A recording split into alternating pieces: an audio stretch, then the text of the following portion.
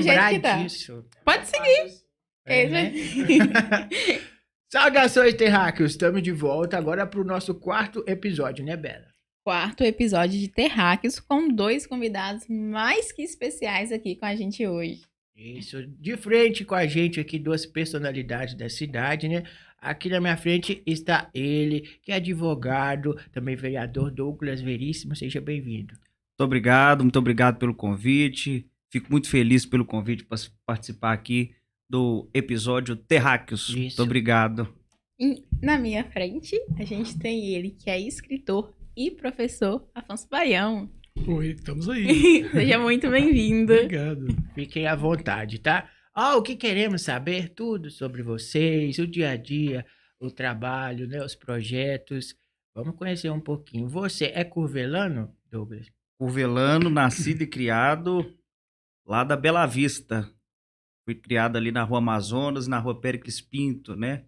Então, lá é o nosso berço, digamos assim. E já traz no peito ali, ó, o orgulho desse nome de ser curvelano. O que é ser curvelano pra você? Rapaz, eu tava com essa camiseta do Rio de Janeiro, fui descendo do táxi, quando eu parei, uma mesa com uns 15 curvelanos, assim, eu falei, realmente. Eles falaram, vem cá, você é da nossa terra, vem cá. Então, assim, não precisava nem de identificação, né? Mas é realmente a camiseta que eu tô gostando mais nos últimos tempos é essa. Valorizando as coisas da terra, Com não certeza, Zé. E o nosso professor? Olha, eu sou natural da Zona da Mata Mineira, de Ponte Nova. Mas eu sou um curvelano também, né, de coração, embora não seja oficialmente, mas moro aqui há tanto tempo, né? Fiz minha carreira de professor aqui e tudo, sou casado aqui, né? Então eu sou um curvelano também. O senhor escolheu Curvelo devido à profissão? Sim, na época eu tinha acabado de me formar, né? E achei vaga numa escola que estava, na época, sendo lançada aqui, né? Eu tinha feito concurso para esse tipo de escola, que é o antigo Premem, né? Aqui tinha vaga e era perto de BH, perto de Diamantina. Eu vim para cá por isso, não conhecia o Curvelo, mas fiz essa aposta e deu certo. E o Douglas na escola, como era? Cheio de peripécias? Não, eu não fui aquele aluno malino, digamos assim, não, né? O aluno atentado. O pior aluno da sala. Esse professor gosta. Vamos saber. Você se Olha, localizava onde eu dentro colava da em sala? matemática, eu colava. Eu pegava umas colas de vez em quando. Não é bonito falar isso, não, mas é pior mentir, né? Mas eu sempre gostei muito mais de português e história, geografia, e eu me dedicava mais àquelas matérias que eu gostava mais. E realmente eu tinha um bom entrosamento, e nessas matérias eu passava cola também. No que eu podia, eu Você contribuía. compartilhava o conhecimento. Sim.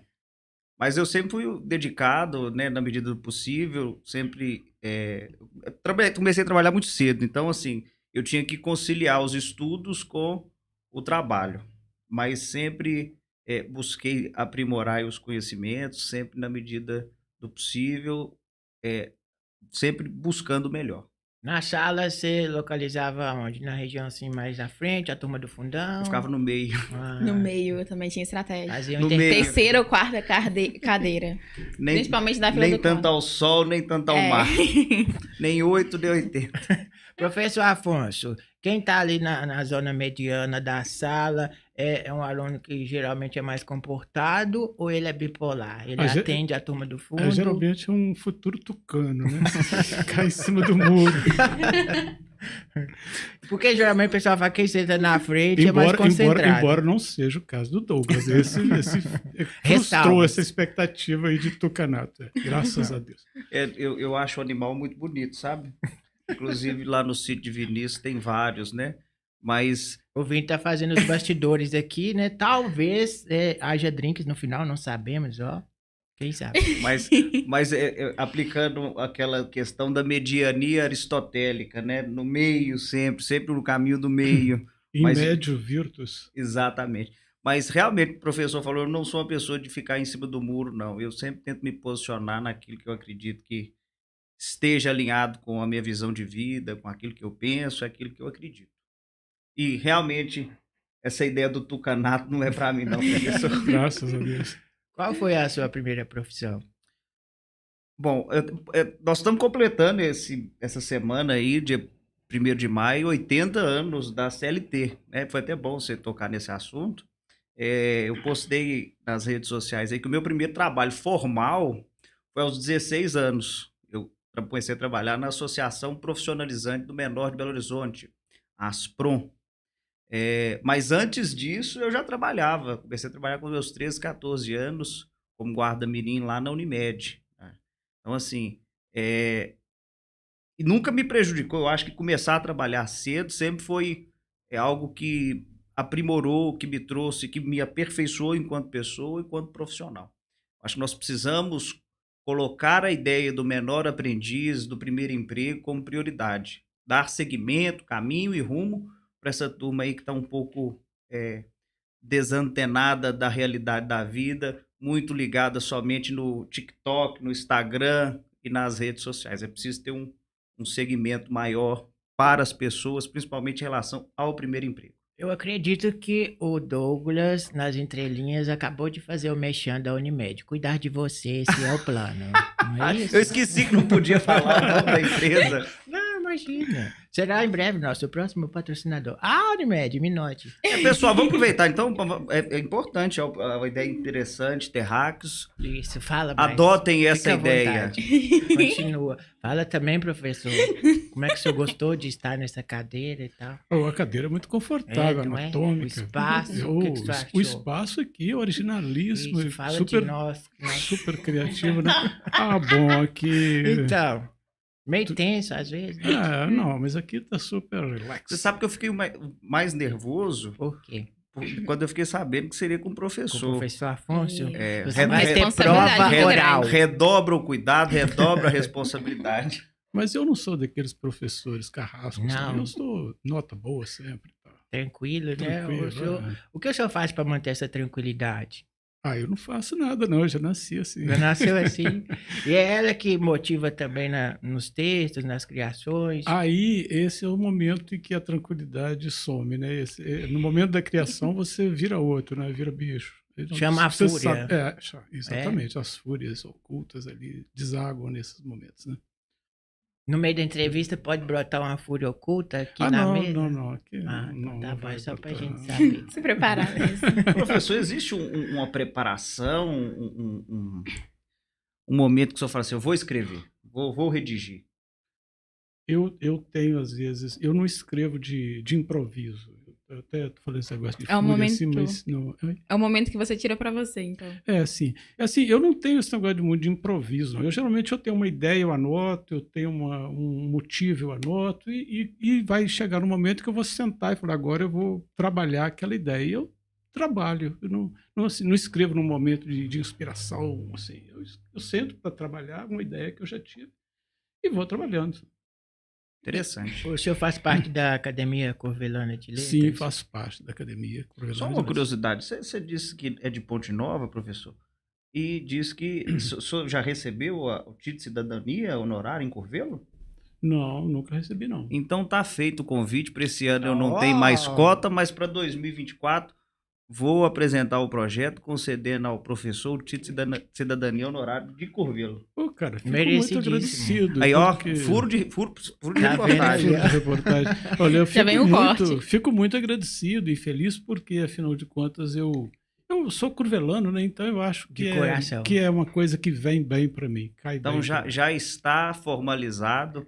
Em 2024 será apresentado aí o projeto para conceder ao professor Afonso Baião o título de cidadão honorário de Curvelo. Merecido. Aceito de coração. Merecido. Valeu, amigo. Professor, qual foi a primeira obra, o primeiro livro? Olha, obra eu tenho até várias, né? Algumas publicadas em formato de e-book, né? Uhum. Que eu tenho na Amazon. E agora em forma de livro físico, eu tenho mais assim, dispersos em livros coletivos, antologias, etc. Um livro físico meu pessoal é o livro Sonetos de Bem Dizer, de Mal Dizer, que inclusive eu vou estar relançando daí a uns dias, agora em junho, a data ainda está para confirmar, deve ser dia 22 de junho na OAB. É onde eu lancei também, né? Estive presente no lançamento. Exatamente, você era presidente da OAB na época, né? Eu participava da OAB Jovem, o presidente era o Dr. Fabiano. Ah, então tá. Mas então, eu lembro que você estava presente. Eu lancei lá e agora eu vou relançar, porque ainda tem alguns exemplares, junto com a professora Cleide do Cefet, que vai estar lançando um livro, junto com o Rogério Fonseca, da Biblioteca Pública, está lançando um livro também. Nós vamos estar fazendo um evento lá, está todo mundo convidado. Na UAB, dia 22 de junho, na parte da... A gente Sim, observa- Tome nota aí. A gente observa que, professor, sem tantos incentivos por parte do poder público, tem florescido na nossa cidade vários escritores, autores, o pessoal tem desenvolvido aí, principalmente no campo da literatura, um trabalho muito interessante. O mesmo acabou de citar aí 2 exemplos, eu vou acrescentar mais um, que é o do Geraldo Faria, que lançou também um livro recentemente sobre a cidade de Curvelo. Eu acho que se nós tivéssemos um apoio um pouco maior por parte do poder público, e não é por falta de cobrança por parte de mim, nós realmente teríamos aí talvez uma quantidade maior de autores, de escritores, de artistas, de pintores, de, enfim, cantores, instrumentais, enfim. Valorizando os artistas, né? Professor. Verdade. E só para acrescentar, pegando o gancho aqui, né? Eu tenho conhecido autores jovens aqui, que às vezes me procuram para me mostrar texto e tal, né? Tenho visto alguns de valor, viu? Que está precisando dessa oportunidade que o Douglas está falando. A gente pode até pensar, né, em parceria de academia com o poder público, com Lei Rouanet, sei lá, pensar em fazer quem sabe lançar um livro coletivo, uma antologia de autores jovens curvelanos, por exemplo, né? Daria para fazer, viu? É uma promoção para a cidade e uma oportunidade para esses Os autores. jovens. Aí, ó, já Uma fica, boa ideia. a ideia é interessante, né? Por exemplo, nós lançaríamos, né? Nós falando assim, no sentido da ideia, mas um livro de crônicas, cada autor escreveria, por exemplo, uma crônica Também. sobre a cidade de Curvelo, sobre o estado, enfim, sobre aquilo que achar que deve. Uhum. Acho que é interessante, professor, essa ideia que o senhor coloca. Sim, com certeza. E ele coloca, o professor coloca uma questão sobre a incentivo à cultura, por exemplo, nós estamos aí tratando da Lei Paulo Gustavo, da Lei Aldir Blanc, e é preciso que o Poder Público Municipal, que a Secretaria Municipal de Cultura, dê andamento a essa questão, que dê prioridade ao trato da Lei Paulo Gustavo, da Lei Aldir Blanc na cidade de Curvelo. Vários municípios do estado de Minas Gerais já lançaram editais para tratar desse assunto. Curvelo já tem destinado, se não me engano, 700, 800 mil reais para esse segmento. E é preciso que o município de Curvelo priorize essa situação, que coloque esse tema em pauta, que lance os editais, talvez faça uma audiência pública para debater esse tema. É preciso regulamentar e dar andamento na Lei Paulo Gustavo e Aldir Blanc na cidade de Curvelo. Fica feita aí a minha fala em relação a isso. Eu quero voltar para essa pauta da cultura daqui a pouquinho, mas só para mim não perder a pergunta que eu tenho para o professor. Você falou que gosta de tirar um tempo realmente para trabalhar nos seus trabalhos, nada surge do nada, né?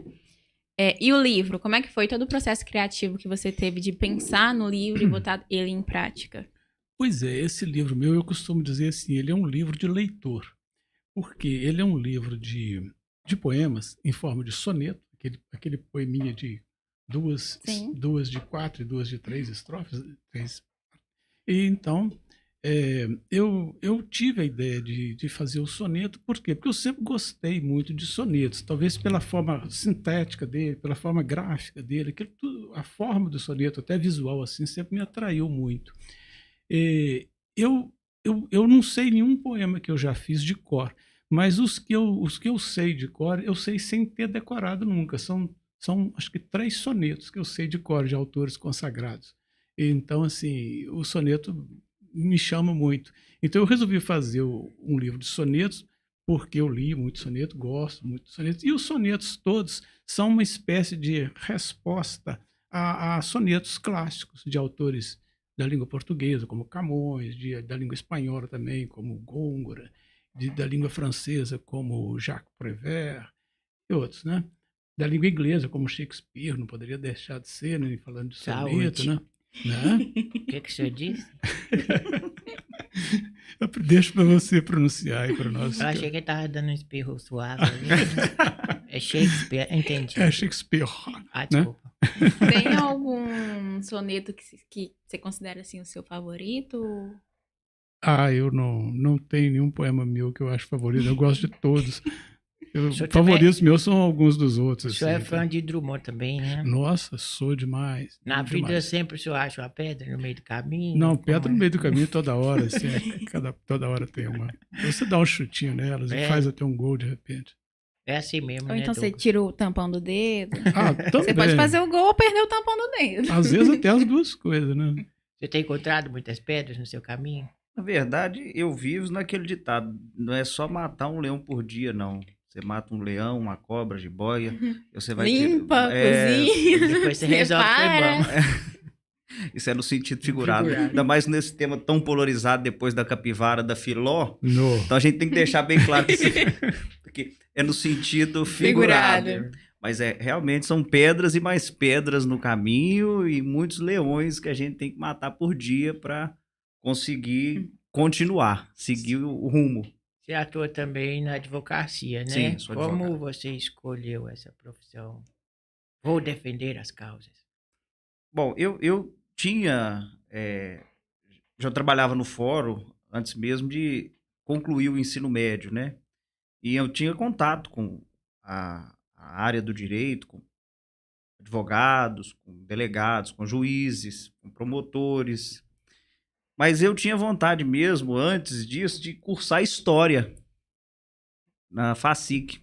E uma prima minha virou para mim e falou assim, realmente eu acho que é muito bonita essa sua vontade de ser professor, de cursar História. Mas se você deixar de fazer História para fazer Direito, você não precisa conversar comigo mais nunca.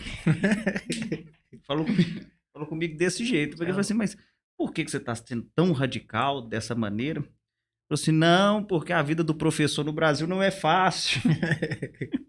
E eu acho que você vai ter, o professor Afonso sabe do que eu tô falando, você vai ter melhores perspectivas no direito. Eu falei assim, olha, eu vou seguir sua orientação, até mesmo porque eu tinha conseguido uma bolsa, um desconto, à época, de 40% na faculdade de Direito. E eu falei assim, ó, diante dessa situação, com desconto, eu vou seguir seu conselho, né? Ela falou assim, depois você faz História, faz Direito primeiro, depois você faz História. Acabou que eu não tive tempo ainda de voltar no curso de História, mas era uma vontade, é um desejo. Eu tive bons professores de História e sempre gostei muito de entender um pouco do passado, porque, como diria, só não erra no futuro quem entendeu o passado, ou pelo menos diminui a probabilidade de errar. O que tem dentro da faculdade de Direito que a pessoa entra dentro dela normal, passa 2 semestres, ela sai insuportável? Isso é... Você achando dona da lei? Nós temos algumas doenças que atingem os profissionais do direito, por exemplo, juizite, né? Doutorite? Aguda. Tem alguns que tem uns que não acham que são Deus, não, tem certeza, digamos assim, né? Eu tô falando que meu irmão, ele manda assim no grupo assim, ó, converse com meu advogado, e manda o próprio número dele. Vitor, 2º semestre de Direito. Mas é engraçado que você entra na faculdade de Direito e fala assim, meu sonho é ser desembargador, juiz, promotor, delegado, e ao longo do curso, suas perspectivas vão caindo. Você fala assim, olha, tem colega que já chegou, não, eu vou estudar para o concurso da PM, ou vou Polícia Civil, é assim, porque você chega com um ideário, com uma ideia, com uma imagem do muito requintada e muito rebuscada do direito, né? Aquela ideia do tribunal do júri, todo mundo com a toga, com a beca e tal. E, na verdade, isso não é tão romântico quanto parece. Na verdade, nós temos uma mazela judiciária muito grande, uma morosidade enorme. Então, se eu for começar a falar dos problemas aqui, eu vou desestimular alguns ouvintes, alguns... Fala um estímulo aí pra quem quer cursar Direito, então. Vamos trocar. Olha, eu tô buscando aqui, sabe? Mas é como toda profissão, aqueles que se dedicam, se destacam, existe realmente... Não, você não ganha dinheiro de cara já no início. Você não vai formar, vai ser a nova ficar, doutora Deolane. Não vai ficar rico nos primeiros meses, e assim, você vai adquirindo uma cartela de clientes, você vai relacionando melhor com o tempo, mas, assim como toda profissão, ela é árdua no início, até você conquistar uma cartela de cliente, até você conquistar o seu espaço no mercado, não é fácil.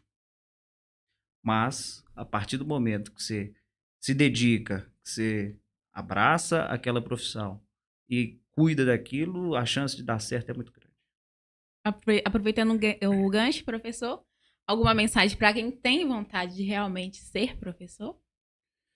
Eu acho sim que quem realmente tem vocação para o magistério vai acabar chegando lá. Eu penso assim, é muito difícil a pessoa se aguentar no magistério se não for uma vocação muito autêntica, porque se na advocacia tem muitas dificuldades, muitas entraves, no magistério eu creio que tem mais.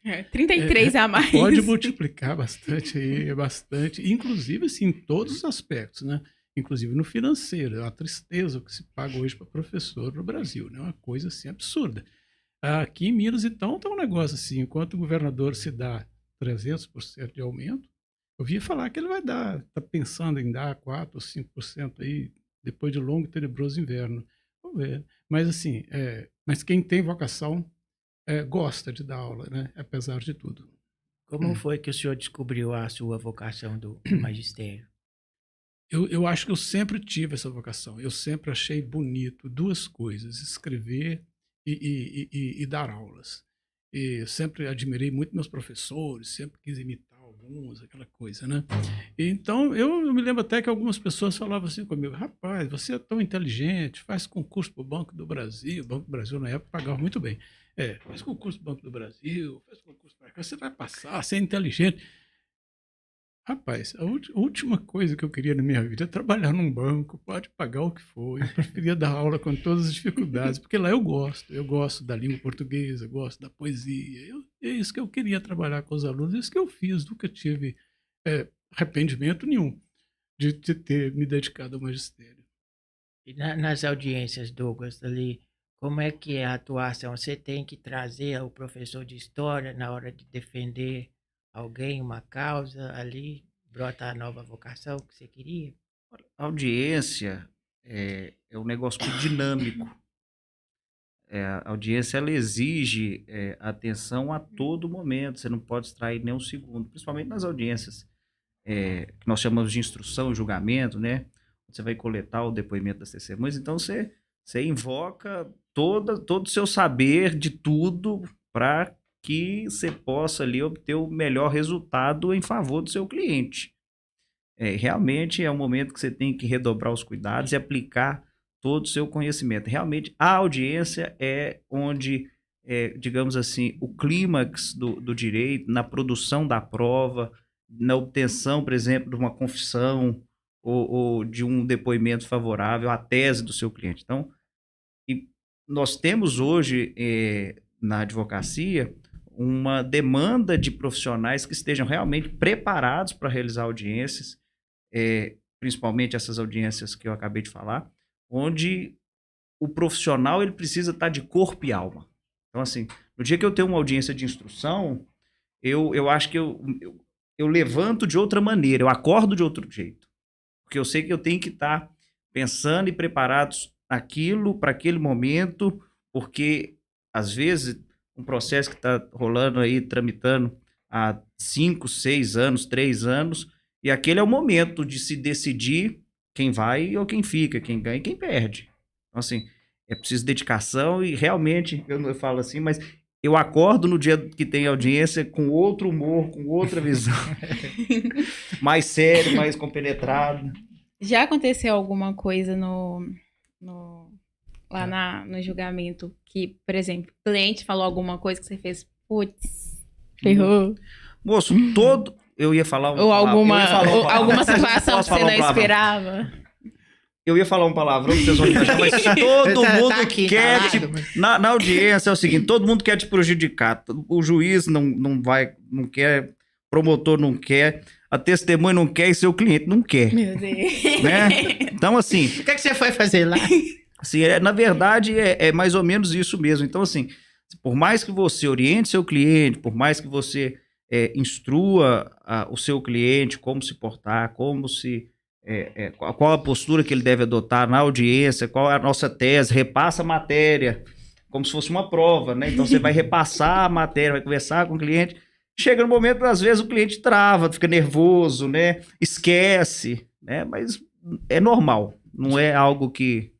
Já aconteceu assim, né? Você elaborou ali toda a tese de apresentação de acordo com as informações que você buscou dele para defender aquela causa e na hora ele soltou um detalhe que ele não tinha te contado e mudava o curso de toda a sua defesa. Nas reuniões nossas que nós fazemos lá na OAB, nas rodas de conversa, onde o advogado desabafa, né, e fala assim, olha, isso acontece, às vezes o cliente propositalmente ou involuntariamente, ele omite uma informação no processo crucial, que é relevante, que é importantíssima e que realmente pode mudar o curso da decisão, daquela sentença, daquele julgado. E isso não é muito difícil de acontecer, isso não é incomum. Por isso que a gente sempre deixa bem claro para o cliente nos atendimentos, você tem que contar tudo, tem que abrir o jogo.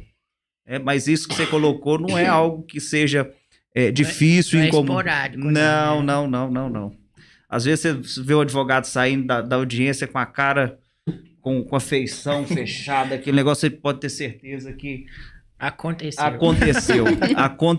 Teve um fato novo, inusitado, que pegou o advogado com a calça curta. Brotou ali a tensão, não é? Não é comum, não. Professores, às vezes, também têm a mania de trocar de sala de aula com a cara totalmente diferente da que entrou. O que é que normalmente faz o senhor entrar numa sala de aula de um jeito e sair de lá mais nervoso, mais preocupado com aquela turma? Isso aí é como o Douglas está falando, né? Na sala de aula também é assim. Às vezes acontece algo que te tira do sério, né? Que te desmonta, que normalmente às acontece vezes, né? Mas acontece que desestabiliza o senhor. Não, assim, não tem uma coisa, né? Mas às vezes acontece algo, né? Eu vou te dar um exemplo só assim. Uma vez um aluno falou assim, professor, o senhor é rico, né? Porque agora eu só não vai entender. Vamos falar da sua vida. Esse professor é rico, não vai entender a minha situação. Eu sou pobre, olha o que eu passo para vir aqui. Eu venho lá da roça, venho não sei o quê. Eu tinha que nem merendei direito, tem que esperar a hora do almoço. Eu só podia me liberar aí, não sei o quê. Sei que é difícil pessoa que é rico compreender, imagina. Por exemplo, por aí a fúria vem. Esse aluno deve entender sobre as lutas de classe, não deve entender na classe. Você tem que consolar pensando nisso. Pelo menos ele está percebendo alguma coisa de luta de classe, né? Embora ele esteja errando o alvo redondamente, mas tem alguma coisa. Já são quantos livros que o senhor tem? Livro individual, livro físico meu é um, né? Eu tenho livros coletivos, participei de várias antologias de poesia, de crônica, de várias coisas, e tenho 2 livros tipo e-book, livro digital. E hoje no Instagram qual é o perfil? Eu sempre erro, mas eu acho que é @AfonsoBaião. E tem novos projetos aí desse conteúdo de criações que estão por vir? Tem parcerias também?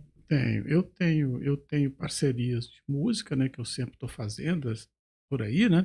E tenho livros para editar ainda. Eu tenho prontos já, inclusive, de poesia. Voltando a falar sobre a cultura, né? Era nós isso que eu ia temos falar aqui agora. uma grande casa, né? Que é o Cine Virgínia.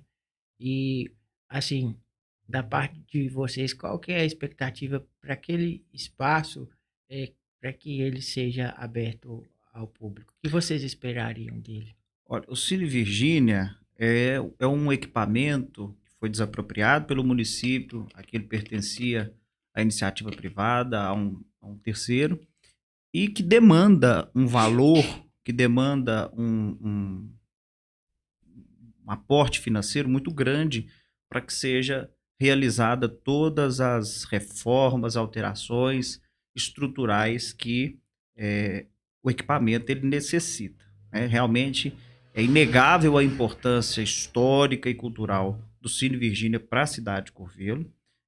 Eu, por exemplo, já fiz inúmeras solicitações e pedidos ao executivo, a quem cabe adotar essas providências, e eu tenho certeza que, por parte também de lá deve estar havendo algum estudo de viabilidade através de parcerias com instituições de outros entes federados, por exemplo, Estado, Secretaria Estadual de Cultura, e até mesmo através da União, né?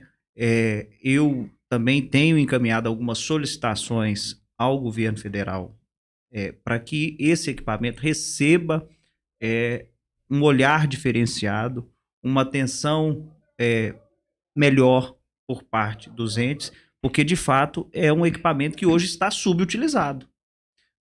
Custou quase 5 milhões de reais aos cofres do município e hoje está em uma situação que não se utiliza da forma como deveria se utilizar, não abre o espaço para que a população possa realmente ter acesso àquele local. Então, é preciso priorizar, é preciso colocar o Cine Virgínia como prioridade também e dizer que aquilo é um patrimônio do povo de Curvelo, da cultura curvelana, é um patrimônio histórico-cultural do município de Curvelo que precisa de uma atenção melhor. Além de defensores aqui da cultura nessa mesa, também são defensores do meio ambiente, né? Dentro dos seus projetos você fez o IPTU Verde, não foi? Sim, sim. Que acabou não sendo o aprovado. IPTU Verde, ele é um programa que cria descontos para determinadas medidas socioambientais que sejam adotadas pela população. O projeto ele previa descontos de 3%, limitado a 3 medidas, o que daria 9% de desconto no IPTU da população curvelana. O projeto foi rejeitado pela Câmara, né? Somente eu e o vereador Humberto Freire votamos favorável ao projeto, os outros 13 colegas não votaram, mas nada impede as ideias, como eu disse, nesse dia em que o projeto foi rejeitado, as ideias não morrem. O IPTU Verde é um projeto que irá funcionar em Curvelo. Pode não ter funcionado naquele momento. Estou afirmando aqui categoricamente, quase fazendo uma profecia. O IPTU Verde ainda vai vigorar em Curvelo. Não sei quando, mas a ideia socioambiental atrelada a medidas de concessão de descontos, ou seja, é uma mitigação tributária, é algo que tem dado certo no mundo todo. E realmente, naquele momento, a nossa cidade foi na contramão do que vinha sendo praticado. Uberaba pratica, a prefeita de lá anunciou medidas que concedem, comportam, Belo Horizonte, enfim, naquele momento nós fomos na contramão do que há de mais moderno em relação às medidas socioambientais, mas estou profetizando aqui no Terráqueos, o IPTU Verde ainda vai vigorar na cidade de Curvelo, vocês podem ter certeza disso. Você acha que um pouquinho dessa expectativa sobre o IPTU Verde, né, der certo, você acha que a gente pode trazer um pouquinho dessa expectativa pro Cine Teatro Virgínia? Existem demandas na sociedade curvelana, e são várias. Por exemplo, que vão desde a Fazenda do Moura, do aeroporto, do Cine Virgínia, do mercado municipal, que hoje está uma situação praticamente de abandono, falo do ponto de vista da estrutura do poder público mesmo. Então, demandas nós temos inúmeras. E o orçamento ele é limitado. Então, nós só se dá vazão a essas demandas a partir do momento que você, primeiro, formaliza parcerias público-privadas, você formaliza e recebe recursos de outros entes federados, por exemplo, através do Estado, do município, outras instituições, mas todas elas, em um momento, elas precisam receber a demanda, uma atenção do poder público. Por exemplo, quando você coloca o Cine Virgínia, eu já vejo alguma movimentação por parte de outros colegas vereadores, assim como eu também tenho buscado, porque é um sonho do povo curvelano, mexe no imaginário da população curvelana, aquele funcionamento do Cine Teatro Virgínia. Então, do ponto de vista político, aquele agente que conseguir implementar essa medida, certamente vai ter um reconhecimento do povo curvelano total. Mas é o que eu digo, existem inúmeras demandas, existem inúmeros caminhos que precisam ser percorridos. E o Cine Virgínia certamente é um deles. Professor, fala pra gente um pouquinho também sobre a importância dessa consciência da preservação hoje, né? Desde sempre, com o meio ambiente. Sim, a preservação do meio ambiente é uma coisa assim fundamental e universal, né? Acho que não tem como a gente esquecer esse tema ou passar por cima dele. É uma questão de sobrevivência de cada um de nós e do planeta todo. É a nossa né? casa, Então, é né? a nossa casa e nós temos que preservá-la. Infelizmente, às vezes, tem gente que só pensa no lucro imediato, né? Esquece de pensar um pouco além do próprio nariz ou do próprio umbigo. Mas a gente tem que pensar nisso, né? Para sobreviver. Tá chegando o finalzinho aqui do nosso Terráqueos de hoje. Douglas, deixa pra gente quais são os canais de comunicação para te encontrar no Insta. O professor falou o arroba dele, o seu. Eu já quero aqui agradecer de antemão o convite para participar aqui do Terráqueos. Eu acho que essa é uma iniciativa inovadora, importante. Me sinto feliz, satisfeito de poder estar aqui. A gente fica feliz em você ter topado vir participar com a gente. E voltará para a confirmação do projeto IPTU Verde, né? E também para falar do Cine Virgínio de Portas Abertas. Com certeza, realmente isso é muito importante. Aqui no Instagram é Overíssimo1, também no Twitter, Overíssimo1. Você tem um mascotinho seu lá, né? É o Vericinho. O Vericinho foi aí um dos nossos. Foi o cabo eleitoral nosso em 2020, que apresentava as principais ideias do mandato, né, as propostas do mandato, onde nós tivemos aí os motivos para votar em Douglas Veríssimo. E hoje eu posso afirmar, professor Afonso, que mais de 82% das propostas que eu apresentei na campanha de 2020 eu já consegui implementar do ponto de vista legislativo, ou seja, a legislação que eu propus aprovar em 2020, eu consegui já aprovar mais de 82%. Nós precisamos agora, em nosso mandato, nós vamos iniciar a cobrança da implementação dessas legislações. Por exemplo, nós aprovamos no nosso mandato o projeto que trata da agricultura urbana, né, onde a utilização dos espaços urbanos para hortas comunitárias, plantios de plantas medicinais, flores, etc. Então, nós vamos começar agora a cobrar e a exigir do Executivo que sejam destinados espaços públicos para a implementação desses projetos. E assim nós temos outros. Eu só estou citando esse que é um exemplo mais fácil de visualizar, né? Esse é o caminho. Eu quero, mais uma vez, agradecer a oportunidade e me sigam lá no Instagram, Twitter. Nós temos também um canal no YouTube, Overíssimo, Douglas Veríssimo, pode buscar lá que vão encontrar. Muito obrigado mais uma vez. Nós que agradecemos, tanto a você quanto ao professor, por estar aqui hoje com a gente e parabenizar pelo trabalho de vocês que fazem com tanta dedicação em prol de tantas pessoas. Obrigado, professor. Obrigado. Obrigado, eu que agradeço. Foi uma alegria estar aqui nesse programa tão bacana, né, tão importante, como o Douglas salientou, e eu fico muito feliz de ter estado aqui junto do Douglas, que é um político que eu admiro. Ele é aquele político em que eu votaria, votei e votaria. Professor, Revelado o voto do professor. Eu fico feliz, me sinto lisonjeado, realmente, vindo do professor, um acadêmico curvelano, realmente é algo que me deixa extremamente lisonjeado, feliz, e certamente vamos continuar trabalhando, professor, para continuar merecendo o respeito e a admiração do senhor. Não só agora, mas também em toda essa carreira política. Isso aí, vamos gente em boa, frente. gente do bem do nada. E ficamos assim, né, Bela? Até o próximo. Ficamos assim. Até o próximo Terráqueos. Beijos.